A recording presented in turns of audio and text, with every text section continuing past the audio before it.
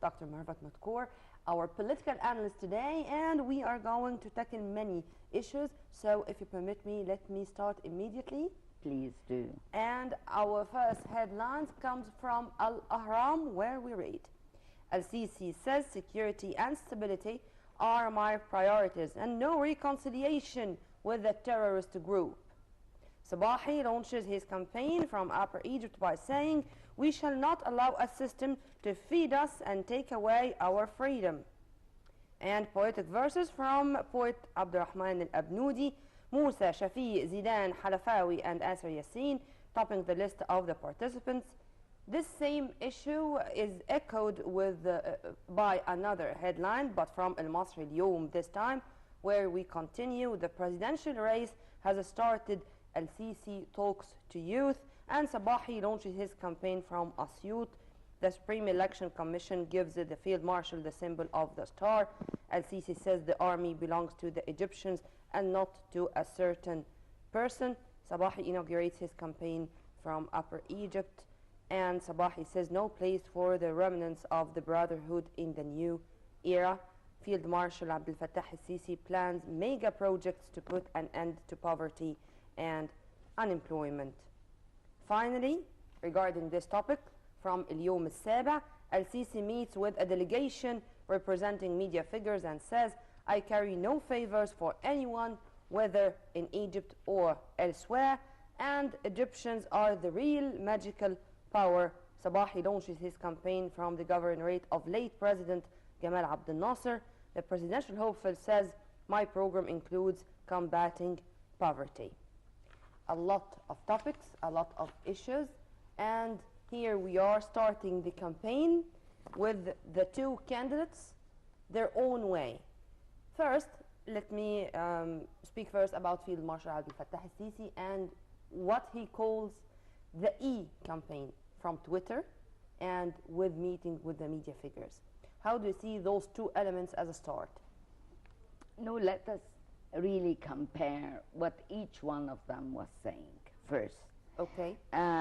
Because, look, it's good that they have started on time, which was determined by the election committee to be starting May the 2nd, okay? Yep. Though Sabahi has committed some mistakes, as you know. Violations. Violations, yeah. Yes, to the regulations set forth by the committee. However, I do not want too many promises. You remember what Morsi gave us, the bird of development whom we've never seen, and we made many jokes about them. Besides, let's really point out something quite important. What are the authorities of the president with the coming of the new constitution? How much does it constitute really for those two candidates to work on? It has been restricted, as you know, to be only 30%. The 70% would go to whom? The Prime Minister. Actually, the Parliament and the Prime Minister. The government. Yep. Okay, which will stem from the majority in the Parliament. So, in fact, what they are promising cannot really be fulfilled because there is no absolute authority granted to the president, as was at the time of Mubarak and at the time of Morsi. We saw Morsi even going much further to go into doing I was asking the way they started their campaigns. I like the beginning of Sabahi to come from Upper Egypt. Okay. Because this is very tactful, very strategic to start from Upper Egypt. Remember, we always claimed that Upper Egypt was neglected by both systems, whether it be during the time of the Brotherhoods or prior to that at the time of Mubarak, on one hand. But I like what Sisi said, okay, with regard to the army belonging to Egyptians. The people.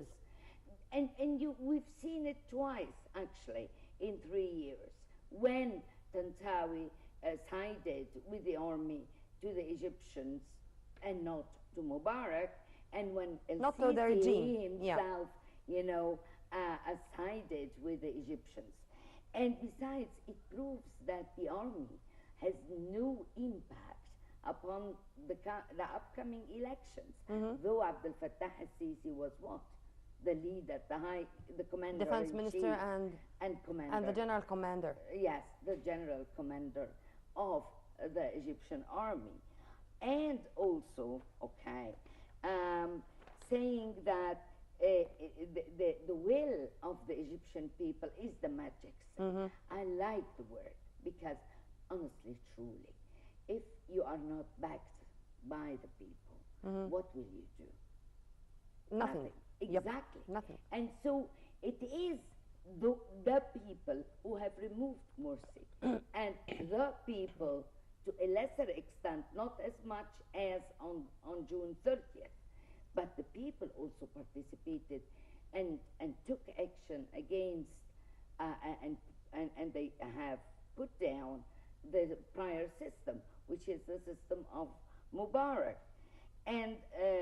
Ma'am, I'm sorry for interrupting you, but here, before leaving this point, if you permit me, people around the president, whoever is he, are very important.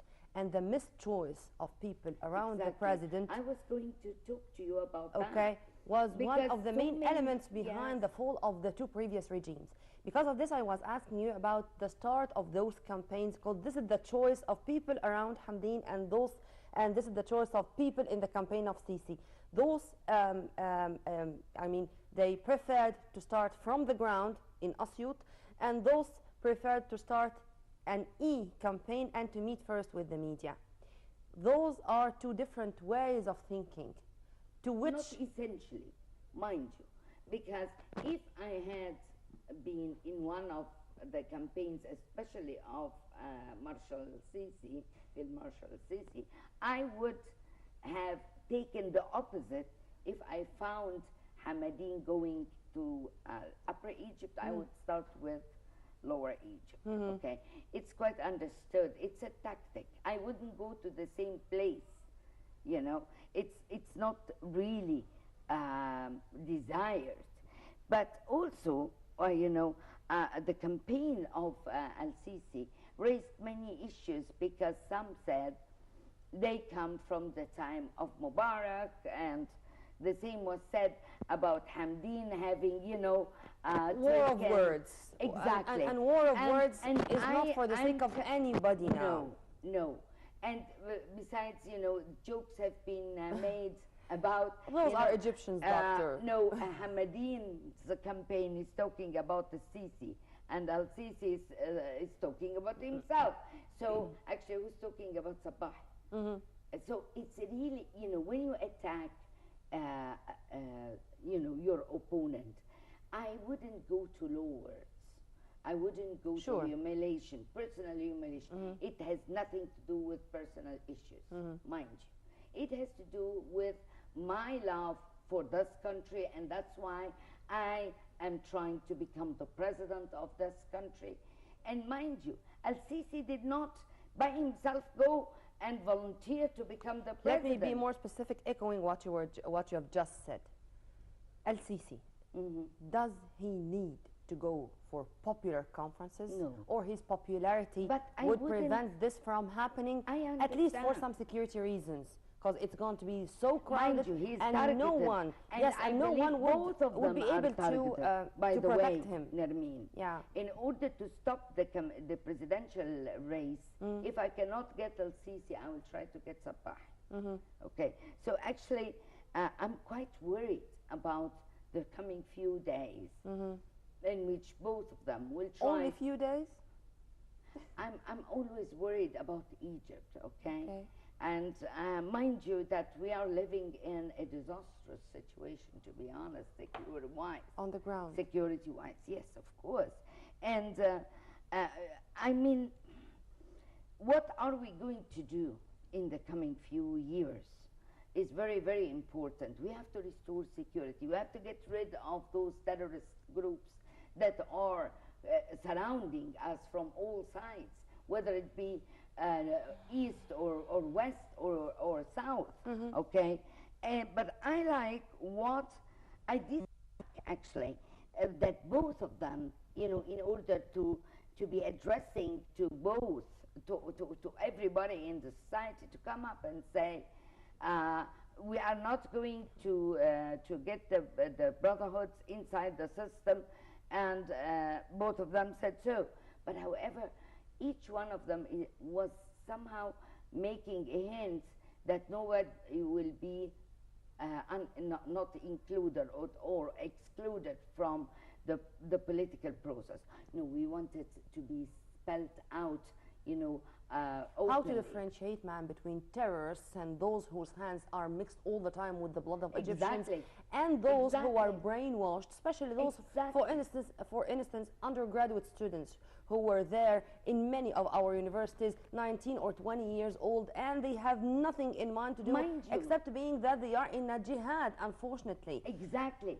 And that's how they lose their lives and threaten people's lives, okay? And kill every day one of the police, one of the army. Okay. So, mind you, Nermeen, the retreat of the role of the government in the various governorates, To enforce law, that's it. not just to enforce law, but we have to fight with our brains the idea of being an extremist, the idea of jihad, okay? We haven't done anything about that. We've been Ma'am, tackling as I the said, there is problem. a very thin thread between a Exactly. terrorist who knew well that he is doing this and he The is leaders, paid and the he is a leaders, mercenary, Nermeen. to be accurate, and there are Exactly. people Do who we are have very the much the naive, free at army? least. What- No, we don't have this. Exactly. We don't have those, But those I like, okay. sects, I may say. Yeah, I like what you know. You see the tactic between Hamadin and Field Marshal Sisi. Hamadin is adopting the same ideas of Nasser. Ma'am, don't you think that this is too early? I mean, it's too No, early to if judge. I- It's only one day starting the presidential Fine, campaign. But mind you, what I say as a presidential, candidate, okay, if I tell you I'm fighting poverty, it reminds or it rings bell of Nasser. Sure. But I mean, Hamadin is not President Nasser. Neither is Al-Sisi. Yep. But the courage of Al-Sisi has Proved put him- itself on the ground. has proven itself. Besides, it puts him or reminded him without saying, I am Yep. in it. In actions, not words. In action, not words. And did you see that the concentration of Hamadin saying, I will give one Fadan And 10 Egyptian, 10,000 Egyptian where pounds. from? I don't know. We are suffering economically. If I come forth and say something like that, knowing that 40% of the Egyptians are at the range that he is mentioning to be granting them 10,000, where from, Hamadin?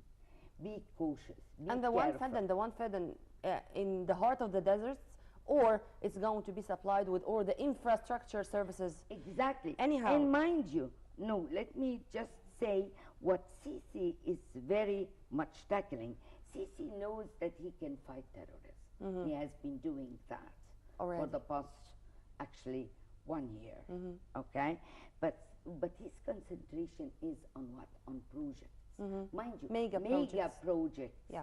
Due, like the Aswan High Dam at the Yep. time of Nasser, gathered the public around Nasser. And it was known that having such mega projects will do what? Will combat unemployment. Sure. Will add. Will a unify boost. Egyptians, yes. Exactly, it will Yeah. unify the sentiments Yep. around the guy, and it will what? It will boost the economy. Maybe because of this, Field Marshal Abdel Fattah al-Sisi preferred to start his campaign meeting with media men and men of letter to spread awareness among people with what you have just said. Exactly. And mind you, saying I'm not indebted to anyone is very important. Mind you, I always regarded even the American system not to be democratic because of the cost of, going into the process of elections, hundreds and hundreds of millions of dollars, as you've seen. Yeah. So the will of the people is somehow, shattered by being, bought or I appear We are in the running out of media time, and we do more. have other Yes, banners, but before this, but the other ones are not that important as this one. Mind you, this is the beginning. The beginning has to be and because solid. of this, I should ask that regarding the 4 explosions which took place, 2 in Cairo and 2 in El Tour and Al Sheikh Zayed in Sinai, which took place on Friday, and with the statements of Ibrahim Mahlab, our Prime Minister, who said that we are expecting more as we come closer to the presidential. You know what this terrorist group has do you agree with that? Its mind, of course. Mind you, I want to stop your road map. Ma'am, in the second segment of Breakfast Show, we are going to talk about fear. About how to fight fear. This is my question. Egyptians, yes, are going to feel scared? No.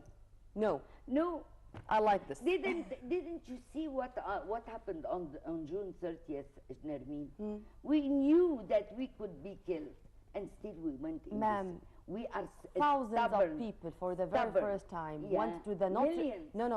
notary public offices to register their support for whether for LCC. Why, Nermeen? Practicing our political rights, it's Not our just this, right, and we can change. We are saying we are delivering a message, which is whatever you do will not scare us.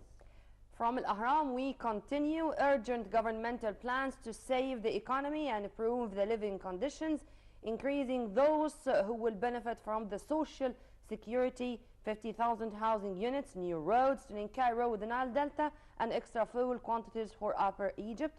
The same issue made one of the main headlines of Al-Masri Al-Yom, where we read from Al-Masri Al-Yom, divisions inside the government regarding the rationalization of the energy subsidies. Mahlab meets with the economic group and asks for measures to achieve popular consent, and a related banner comes from Ashroq. The government aims at saving £40 billion by reshaping the energy subsidies, increasing the prices of fuel gradually in 3 years, and studying the law of natural resources. One of the many challenges in front of the coming cabinet, in front of the coming president. Yes, and mind you, okay, subsidizing energy is a great and very, very important issue. Why? Because we see the government is subsidizing energy consumption made by embassies, okay, by big factories who can really afford to pay a big bill. But normal individuals in our society, and we see the horrendous rise in prices of food, for example, of fruits, vegetables, all services actually, okay, in one way or another. And mind you, we are not, as Dr. Salah Bouda was saying the other day on Al-Hawa program, that we are rotating around the problem without really tackling the problem. Okay, that we are not trying, to press the factory owners, the big, I call them, the big fat cats of our economy. We are not really, attacking them, because they have been benefiting all the time from what really lower level people should have been getting it all, not just part of it. Okay, we have to face our big economists or our big factory owners. Those big fat cats should not tycoons. Siphon the tycoons, exactly, should not siphon the whole surplus, and leaving the rest of our people, who are actually the majority, Nermeen. Okay, they constitute how many percent? 5%, while 48% under the line of poverty. Exactly. Less than $1 a day. It's exactly, and this is really very, very, very bad. Why? Because as long as you have this differentiation, as long as you have no social justice, okay, as long as you have no equality, that means you have no equality. Mind you. Nasser again. Exactly. Nasser again. But even away from Nasser, I mean, if you have this unbalance, it is a seed for another revolution. Sure. Do we want Sure. that? That is the question. Yes. And, you know, rotating around the problem without really tackling it is very bad. And Ma'am, working. Not anymore. With Egyptians, not I anymore. understand, but we don't want, you know, an element of controversy, an element of fight between the people or the majority of the people and the upcoming president, whom we have put so much hope on, okay? So we should tackle our problems with what I call courage, okay? I think this coming problem needs a lot also of courage. Yes, and also, Nermeen, before you move, I'm very happy that finally we are tackling the law of natural resources. Mind you, even Salah Gouda said, you are taking in the query things for 35 piastres because this law comes from 1954. How can you apply it now? Given this inflation, given this, I don't know. And this was implemented on 30-something million Egyptians. Now we are about 90. And even the prices, the piastre had a value. Today the pound doesn't have a value. Let me take you to Al-Masri Al-Yawm, where we continue with the police entering Al-Azhar University campus and surround the walls of the universities to secure the end of the year exams. And from Al-Yawm Al-Saba, this is another banner tackling the same issue. The universities guarded by the police on the first day of the exams. Security formations around Cairo University. Back again to the very old subject. Guards of the university. Is it a must, or the police forces can do? It's a must. And I do blame Dr. Gaber Gad Nassar for the disasters that happened through the year. And we wish his son a speedy recovery. Yes. And imagine if I would take my idea up to a stand to what happened to his own son. Yeah. Okay. And I cannot really. Okay. If I'm going to run for elections, I shouldn't pay the lives of the Egyptians, and he did that. And I really blame him. Okay. This is being stubborn, or underestimating the situation, no, or not to know how much it is dangerous, or what, ma'am? To be honest, I heard the guy prior to or at the time of the Brotherhoods, and I admired what he was doing. Now I really don't admire him at all, because I wouldn't be that stubborn and that much blinded by my ambition to the extent of jeopardizing the lives of youngsters. How many lives were lost, Nermeen, around the university? Let us end with something nice, with a smile on the face. After returning back from Washington, Foreign Minister Nabil Fahmy said, I told the Americans I came to represent a nation that has its own decision. I like the word. I like the word, but I don't like the attitude. Attitude of whom? Of him. Of our top diplomat? Yes. In brief, why? Why? Yep. He said we are married. Ma'am, this was very much not translated in a very accurate way. No. It was apologized on behalf of the foreign ministry. How come a person of his caliber? Ma'am, you are talking about a man who was the ambassador of Egypt in Washington for more than a decade. Unforgivable. What he did is unforgivable. It doesn't show tactics. It doesn't show, this finesse, as we call it. You mean this diplomatic sense, for instance? For instance. Yeah. Okay. And I'm representing the people. Okay. What marriage?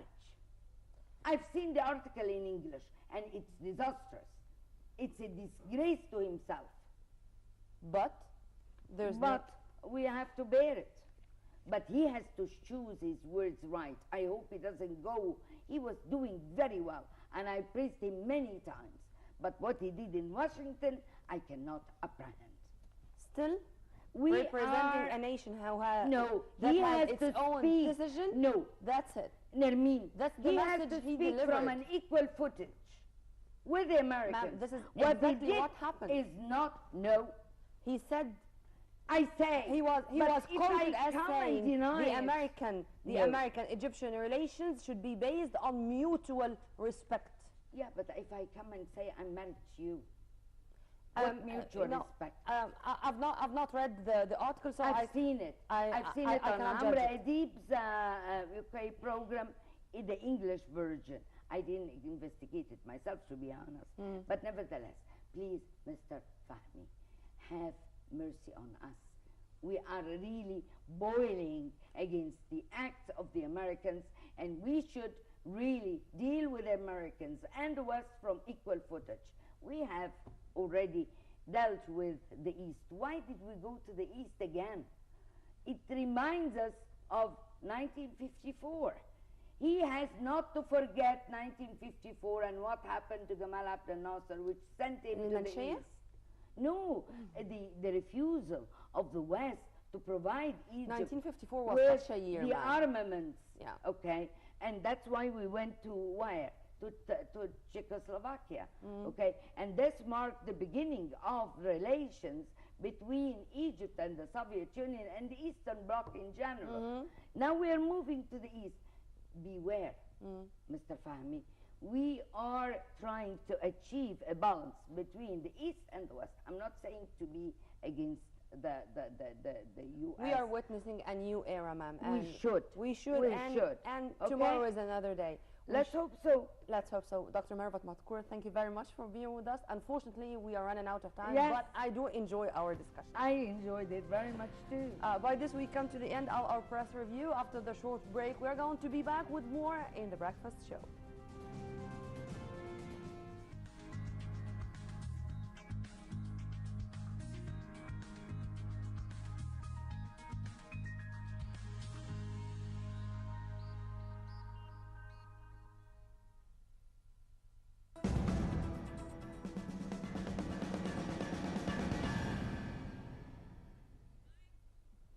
Now 9 in the morning, Cairo local time. A very good day to all our viewers. I'm Yasmin Qafas and I'll be bringing you the latest political updates. Presidential campaigning has begun across the country, giving the presidential hopefuls until the 23rd of May to present their bids. Presidential candidate Hamdeen Sabahi launched his presidential campaign with a rally in the southern city of Asyut, where he condemned Friday's deadly bombings that killed 5 and called for honoring the constitution and eliminating poverty. He vowed he would keep the military out of politics if he became president. Sabahi also vowed to abolish a divisive law that bans protests not approved by police. Meanwhile, Sisi met with a media delegation during which he listened to their opinion on the future stage and how to deal with challenges ahead, as well as the role he played by the media in modeling people's awareness. Hundreds of Afghan volunteers on Saturday helped search for residents buried under the massive landslide that hit the northeastern village of Hobo Barik. The government and aid groups rushed to bring food, water and shelter to the survivors as the government tried to sick train just how many people were killed in the latest natural disaster to hit a country already reeling from nearly 3 decades of war. Figures on the number of people killed and missing in the disaster Friday varied from 255 to 2,700. Fears of a new landslide complicated rescue efforts as homes and residents sat buried under meters of mud. Though figures on the death toll varied, residents knew the toll that the tragedy had taken on their own families. The United Nations on Friday said at least 350 people died, and the provincial governor said as many as 2,000 people were feared missing. Around 60,000 people have fled towns in Deir ez-Zor province of eastern Syria that have been the scene of fierce clashes between rival jihadists. The Syrian Observatory for Human Rights made the announcement on Saturday. The battle between Al-Qaeda affiliate Al-Nusra Front and the breakaway Islamic State of Iraq and the Levant, which is the ISIL, has raged for 4 days despite an order from Al-Qaeda chief Ayman al-Zawahri to stop fighting. The monitoring group added that at least 62 fighters have been killed in this week's clashes, and the latest showdown between Al-Nusra and the ISIL erupted on Wednesday in energy-rich Deir ez-Zor, bordering Iraq. The group said that hundreds of the displaced had reached Turkey, but the vast majority sought refuge in other rebel-held areas of Deir ez-Zor province. Conflict in Syria since March 2011 has killed more than 150,000 people and forced nearly half the country's population to flee their homes. Ladies and gentlemen, this brings us to the end of our top stories. Thank you for watching, and please do stay tuned in for the breakfast show. Thank you for watching.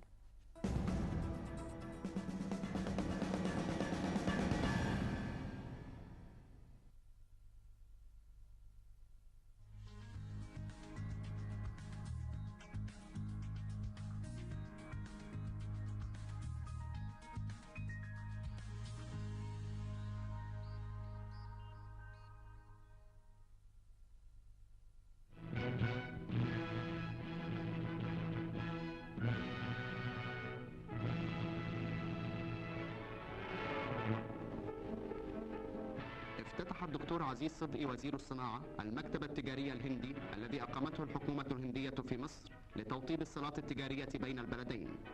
وشهد حفل الافتتاح السيد عبد الرزاق صدقي وزير الزراعة وسفير الهند ومحافظ القاهرة ومدير السياحة وكثير من الشخصيات الهندية والمصرية. وبعد أن قص الوزير الشريط الحريري إذانا بافتتاح المكتب، طاف سيادته والمدعوون بأقسامه المختلفة.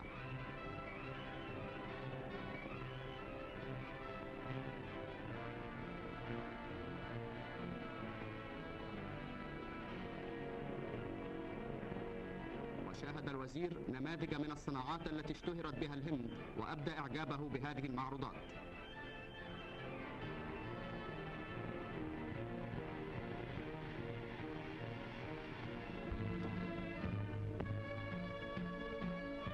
فقدت مصر علما من أعلام الفن ونجما لامعا من نجوم المسرح والسينما، هو المغفور له الفنان سراج منير. سافر الفقيد إلى ألمانيا فدرس الفن وأجاده، ثم انضم إلى فرقة رمسيس وفرقة الريحاني والفرقة القومية، واشترك في مئات الأفلام السينمائية حتى عمت شهرته آفاق العالم العربي. وصارت الجنازة الرهيبة يتقدمها حملة الورود والرياحين، فنعش الفنان الكريم محمولا على الأعناق. ثم اللواء السيد ناصر الديب نائبا عن الرئيس جمال عبد الناصر وأسرة الفقيد، فالمشيعون من رجالات مصر، فإخوانه الفنانون، فمندوبون عن الطوائف والهيئات. ووصلت الجنازة إلى جامع جركس حيث صلي على جثمان الفنان الراحل. لقد مات سراج ولكن فنه لن يموت. اللي أعرفه إن جايز يوم يحن لبنته. مش ممكن الإنسان يلغي 10 سنين من حياته بجرة قلم. أكيد هيجي يوم ويحن لبنته وأم بنته. واسأليني أنا، وساعتها جايز يندم وتبقي انت عملت ايه؟ تبقي فرقتي من راجل ومراته، تبقي حرمتي سميحة ولا أمان من أبوها.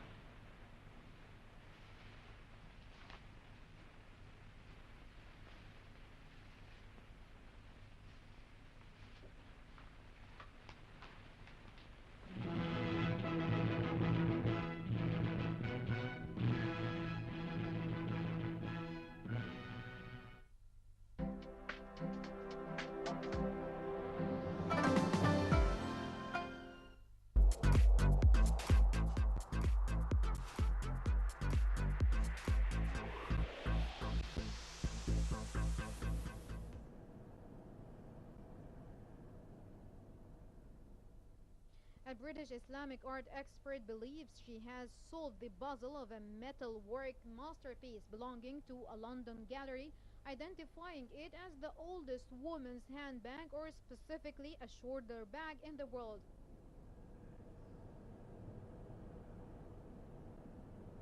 Mosul was a great centre of inlaid metalwork. It had been ever since the early 13th century. And what's fascinating about this particular object is that it shows the influence both of traditional Mosul decoration, but also the new influence brought by the Mongols from Eastern Asia.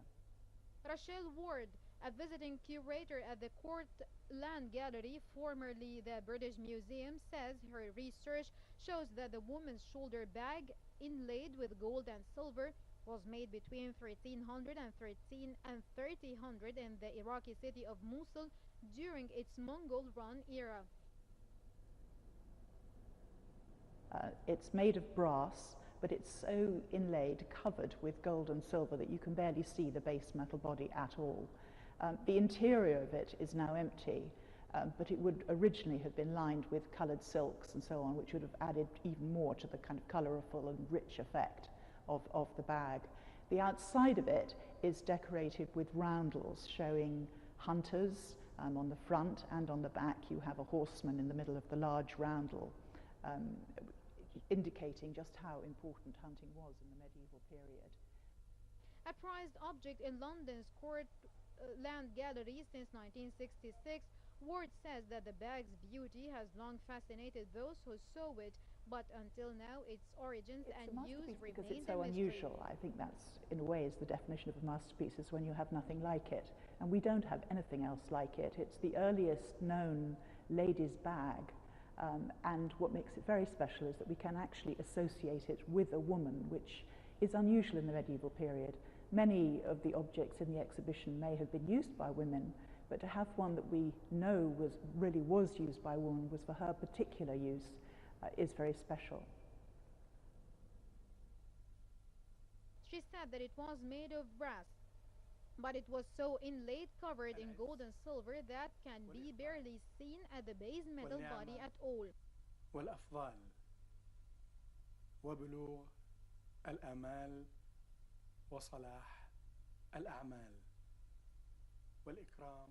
She adds that the interior of it is now empty, but it was originally have been lined with colored silks and so on.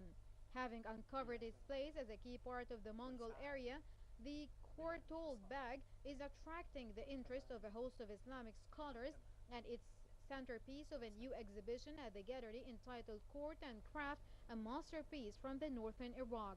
Ward says that the key to unlocking the bag's secret was an unusual panel on the top showing Mongol courts seen in the miniature. The panel was surrounded by a handwritten poem inscribed in gold, which bestows good wishes on the wearer of the bag.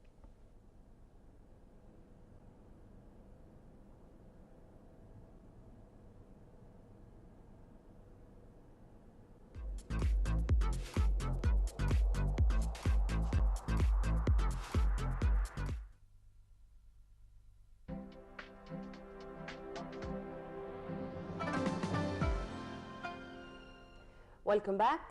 Here we are to continue the segment of the breakfast show, and as we said earlier, we are going to tackle our shedding more light on the history of the Brotherhood organization since its establishment in 1928, and we are very much delighted to have with us in the studio to discuss this issue Dr. Ismail Hamid, the researcher in Islamic groups. Thank you, or movements. Thank you very much for being with us, sir. Thank you so much. Very good morning, sir. Good morning. Sir, first of all, let's start by the reason or why this group started in the beginning. Yes, thank you for generous invitation. And I think that the beginning of this group started, as you said, that in 1928. But before that time, there were some conditions on the Islamic scene that happened. In 1924, that it was the fall of the Islamic Caliphate. Okay, so during that time, some people like Hassan al-Banna, a man that he found that it was a catastrophe for the Muslim. So he, according to his belief, that he would like to rebirth the Caliphate. Okay, as idea, I agree with this. This is perfect idea. But the practice on the ground, this is the difference. Every time we talk about good aims, but after the aims, what about the means that they use? This is, I disagree with these people. Good intentions pave the way to go to him? Yes, the intention is very good intention, and ideals, everything. This man, he was born in 1906 in Bukhara Governorate, and then he was studying till 1927. He was graduated of Dar al-Ulum, and after that, the year after, he founded this movement of the Brotherhood. And as I said, that after the Caliphate, and he believed that he inspired his ideas from the Sunnah and the Quran. Okay, This he would like to build the good Muslim, and then good Muslim will make good family will make good society, and then we could unite the whole Islamic countries in a caliphate. As I said, that is great and perfect ideas, but the breaks after that, that is catastrophic, and these people made a catastrophe for the Islam. So also we have two parts of this movement. We have the time of Hassan al-Banna was considered to be as a reformer. Yes, we should agree with this, a reformer man, but without exaggeration of what they say. And this, I think that we should focus of these ideas, that they exaggerate of the position of the man and they make him the great imam and the second man after the prophet, that he gathered the Muslim and united them. So we have lots of... Is it all the time the people around the founder, the people around the president, the people who are campaigning, and this kind of hypocrisy which take the good intentions to hell, as I said? But this is more dangerous with the Islamic organizations, okay? Because we talk about divine man. Maybe in politicians or in politics, yes, we can exaggerate for a person, but there is a limit of this. To be a dictator, whatever, but he's not a holy man as we have in such a movement like that. So after the foundation of this, so started lots of people to gather of the brotherhood and to have lots of residents in different places of the Egyptian cities and governorates. Sense of extremism. Yeah, this is another time. Extremism. This is in the second period of this, after the assassination of Hassan al-Banna. Yes, Said Qutb, yes. This is the radicalism and the beginning of that, the violence that they started to use. Even the indices or the signs of violence started to happen at the end of the life of Hassan al-Banna. Okay, when they started to make lots of violent acts, when they assassinated the Nokrashi Basha, when they burned and made lots of bombs everywhere. And many of Al-Azhar sheikhs, Sheikh al-Dahabi, for instance. And even Hassan al-Banna himself, before his death, he said that they were not brothers and they were not Muslims. Even himself. So because many people do criticize the Muslim Brotherhood terrorist organization, but they do believe that it started peacefully at the beginning. Yes, it started peacefully. Yes, this is a peaceful way and all this. And as I said, that the breaks after that, this is different. This is a Machiavellian way. Okay, we have good aims, and we can justify the good aims by whatever the means. No, it could not be like that. And Islam is different. Islam aims and means. Okay, so it's very different. Also started as a preaching group. Yes, preaching is something very, very great, very superior feeling for the preaching and all this. When I mixed this with a politician, okay, it will be another was exactly to be my coming question. When this mix between politics and religion took place, and why it turned to be that violent?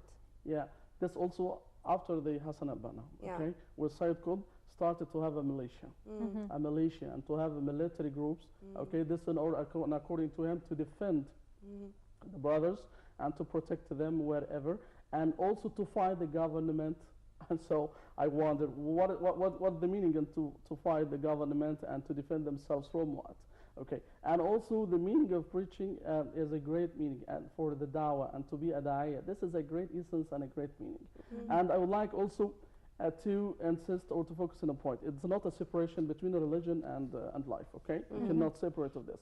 But I talk about, don't tell me that you are a preacher at the beginning, and after that you tell me that you are a politician, okay? A politician, it means that we have compromises, we have different, we have negotiation, political negotiations, we have lots of things that it's not in the religion itself. We don't have compromises in the religion. We have bases, we have principles, we have something that instant every time. It does not change like politics. So the mix, that's what I oppose, the mix between as a preacher or to be a da'iyah or to be a politician. Yes, you can tell that I'm a politician with Islamic reference. That is okay. Okay? But a preacher and to be a politician after that, it is something that will make a catastrophe, because this group, they consider themselves as the righteous ones. Okay? And there is a tradition of Prophet Muhammad, peace be upon him. He said that my nation will be divided in more than 70 groups. All of them, they will be in hellfire except one group. So the Muslim brother, they consider themselves that it is the group of them. Okay, so the right and the truth, it will be with them. Any other way, it will be Wrong. the wrong way. So there's something very dangerous for the society, and that kind of sedition that they created in the society, and what we suffer now during our time between the mix of this. You said that you are a politician now, so stop of your mixing between the ideas, and don't say that it is a long right way or this is the straight way that you have. No, there are compromises, and you should accept the political life as it is, or not, or you be aware of this, and to be a preacher. That is your early beginning for that. So what about the spread of the ideas of the Muslim Brotherhood terrorist organization in the other countries? Yes, this is for them. They founded an international organization, okay, and they consider that to be the beginning of the caliphate. So such kind of organization that they would like to have a brotherhood everywhere, and they even that they have there are few people. They said that we have our people there. So for their guide, for example, they consider him to be the caliph. He is the emir of the prince of the Muslims. So we have lots of something very very mystic or something very. And those words, sir, those terms, takfiris, jihadists. Yes. What about those? When did they emerge? Yeah, emerged after Sayyid Qutb. And that's it. Yeah. And why to continue? I mean, for years, for decades now, it proved to be a failure. Yes. Only violence. I agree with you. Then why are they continuing the same way, but with many names? In Nigeria, it's Boko Haram. Yes. In all over the world, it's Al-Qaeda, it's Ansar Bayt al-Maqdis, it's ISIL. Al-Qaeda. In all of them, Iraq, they came in Taliban. They came from the essence of the brotherhood, and that is the dilemma that we have now. Sayyid Qutb, in one of his books, is called The Signs of the Road, or Ma'alim fi Tariq. He said that all the Islamic societies that we live now, they are societies of Jahiliyyah, or the societies of pre-Islam. So they are non-Muslims, or they are disbelieving societies. It is literally, as I said in his book. And it means that he considers the societies now that they are disbelieving people, even that they bear the Islamic names, even that they do the Islamic rites. It's not enough for them. They are disbelieving. So for this, lots of groups and movements after that, they took this idea and they immigrated of this disbelieving society and to form a militia. After that, they come to this society. So this is what we call hijrah. So takfir, it means that I consider the society to be a disbelieving society. So this is the takfir. So I should leave this society. So it is an immigration. How they do have the ability to brainwash those who join them? I mean, to listen and obey, and that's it. Whatever the emir is saying, it's true. Yes. And it's sacred even. It's something holy, not to be... the bay'ah, yes. Yes, this is a principle of the brotherhood, that they have the bay'ah. Bay'ah means a full obedience or the blind obedience to a person. Yeah, targeting the weak people. The guide, yes. And this is how to control the people without comment and to follow your orders. So this is by bay'ah. And bay'ah in Islam should be to the Prophet, should be to Allah, and should be to someone special, not for anyone or a guide or whoever, that I give him the bay'ah and I should follow him at all orders, at all cases and everything. So this is the problem. And also they have lots of other secrets also that they should not tell to the other people.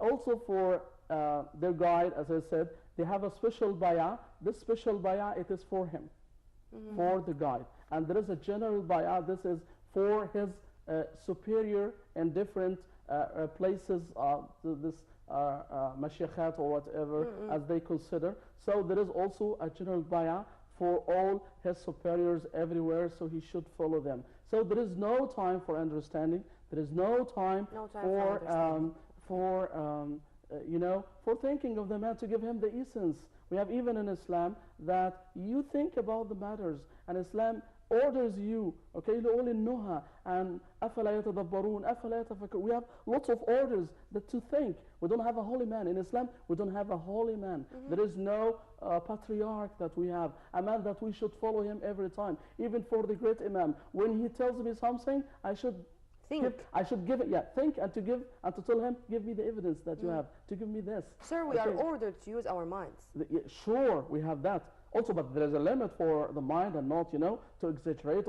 But Islam is giving you that ability to think and also to believe and to have your own vision, but with no exaggeration for the matters. We have that. The only groups and movements or the only beliefs that they have the idea of guide, this is with the Shia. With the Shia Imamiyya that they are in Iran, they have their guide of the revolution. He is a holy man. Hezbollah. Not Hezbollah. No, this is for Iran. Al-Murshid al-A'la. He is considered to the deputy of the hidden Imam during his absence. And of course, you know how the Hezbollah members are speaking about Nasrallah. Yes, this is, it's a part of that. Yes. But I said that the only thing, or only movement, or only belief that they have the idea of the guide, this is in Iran. But he's considered as a holy man.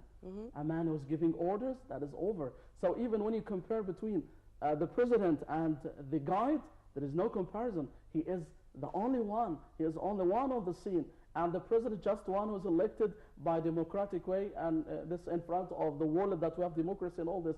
But the only word, this is the word of the guide for them. So this, we are afraid of this idea that they have also for the brotherhood, that they have this. So something very dangerous for them and the brags of the followers, and this is what we have now. Every time that you consider that, it is a mahna. Mahna for them, okay, we will... it's a problem or... No, mahna for them, it is ibtila. Or ibtila, it is good thing for the Muslim. But they Tested by Allah. Yeah, tested by Allah.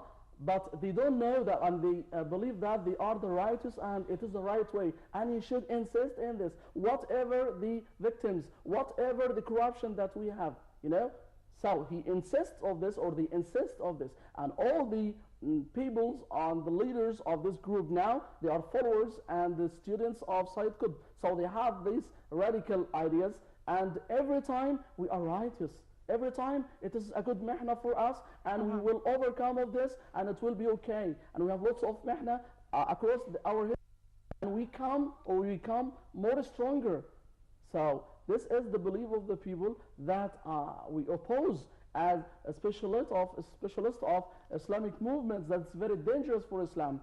That in Islam we have lots of verses that's calling the Muslim that to be tolerant and to be respectful, and also to be a pardoner and to give pardon to the people. Not to kill each other, not to kill Muslims, or not to kill any Egyptian, not just the Muslims. Even the non-Muslim. We have a verses in the Quran that وَلَا تُجَادِلُوا أَهْلَ الْكِتَابِ إِلَّا بِالَّتِي أَحْسَنُ. You know that even the non-Muslims and the people, only the good way that you should treat with them. So what about the Muslims? That verse number 256 in Al-Baqarah, the very first surah of the Holy Quran, there is no compulsion in religion. Yes. Even in religion. Yes, there's no obligation. No compulsion, no. Yeah. It's not the question of obligation. And even with the discussion, with the argument, with the treatment of the people, with the non-Muslim, this is the essence of the tolerance of Islam. وَلَوْ كُنْتَ فَظًّا غَلِيظَ الْقَلْبِ لَانْفَضُّوا. It is the order of God even for the Prophet. If you are cruel or harsh, then they are going to leave you. And this is a message to our Prophet, peace be upon him. Yes, this is for our Prophet, who is the superior one of Islam and the owner of the message. But for them also, for Al-Banna, that is considered to be the owner of the message. You know that every time when they say that, he is the Imam. So let's tackle some politics. The what? Some politics? Yes. But I want to ask about the history of something that came to my mind, which is the development of the Muslim Brotherhood over the different stages here, I mean in Egypt. during the period of Sadat, Gamal Abdel Nasser, then comes President Mohamed Morsi. Because many people do believe that they were not given the chance, that's why they became, or they turned out to be violent. So I want you to elaborate more on why did they become that violent during this stage. The violence, it's a part of them, as I said. It's a part of the They're not Muslims and they're not brothers, as mentioned even before. at the end of Hassan al-Banna himself, the reformer and the man of the message for them, okay? And, you know, that started at the end of his life, so he was innocent of them. And he said that they don't belong to me, okay? And after that, he was assassinated. So it was a time of disturbances, and then appeared on the scene the radical man Sayyid Qutb. And the assassinations. After that, that started the militia. We started to have a militia. You know what's the meaning of militia in a country? And to have military groups. Okay? Violence. This and this is the horrible violence. Okay, even violence maybe could. This is horror. This is a terrorism. You know, violence could be when I hurt someone, when I insult someone. It's a violent way. But horror or terrorism or terror, killing this people, is the meaning of this. So it's very dangerous. And because of this, most of those behind bars now are very much accused of terrifying the innocents. This is a common charge or accusation. But sir, there is as I was speaking to my dear guest, Dr. Mervat Matkour, when we were reviewing the press, there is a very thin thread between those who are brainwashed and those who turned terrorists and they cannot be back to be integrated into the society or to be human beings once again. How to differentiate between both and how to deal with both categories? You know, it's also very complicated. Okay, even the one who's the small part, the small follower of them, also, you know that they educated him and they taught him that you are righteous, you are in the right way, and you have the right way. And also he has a bayah for them. You know, the contact and the link, it's very strong for them. And we cannot differentiate between, but also surely that we should use also the dawah for these people and to be back and to revive their ideas. Let me put my question in other words. When you are in front of TV and you're watching those Al-Azhar University students doing what they are doing, do you feel pity or do you feel outrage? You feel anger? Anger, surely. Pity, that's over, yes. Okay. A violence, and by such a way, I cannot consider such a guy as a student. No, he's not. He's a criminal. Criminal. You understand that? Pity thought. His stupidness, you know, corruption. You know, someone who is destroying everything. He has no belief.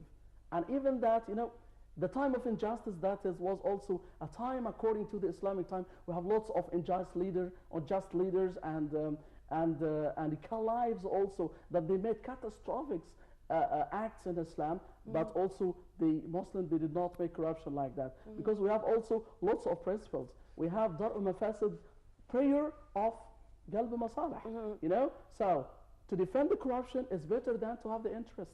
If my interest to have the power and to be a president and all this, okay, it is after, okay, that we should defend the corruption that we have and the blood shared that we see in the society. So there is no feeling of pity. That's over. Maybe for a demonstration, a normal demonstration in a week or but every day by the same way. And also in the university, it is an establishment for knowledge. This to study.